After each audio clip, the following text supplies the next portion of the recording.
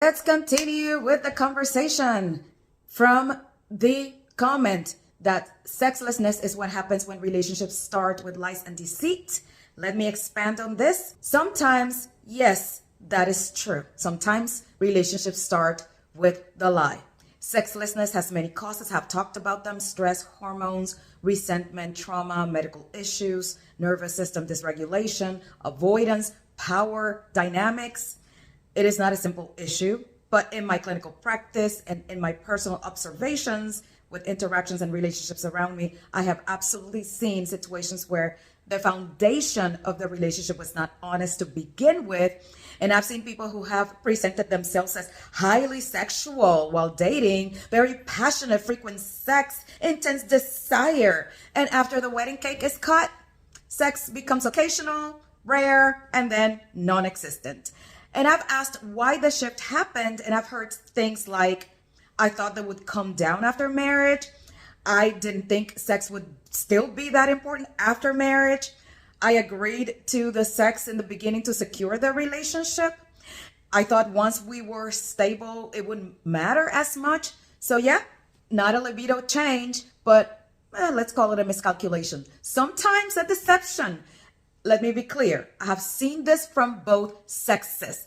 Women crying in my office, I have said this before, when their husbands stop initiating and shut down sexually, and men at their wits' end because their wives imposed long-term celibacy. And this is not a gender war. This is about integrity and honesty.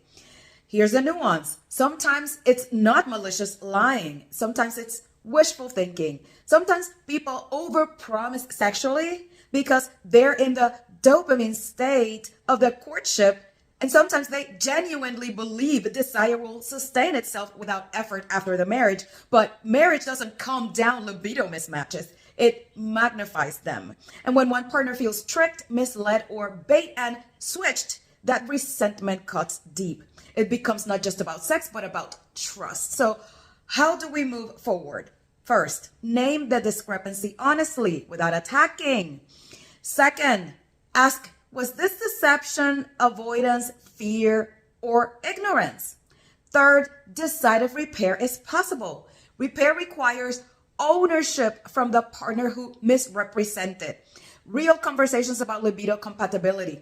Medical and psychological evaluation where needed. And sometimes renegotiating the relationship contract, because you cannot build long-term intimacy on sexual misrepresentation. But you can rebuild with honesty if both people are willing.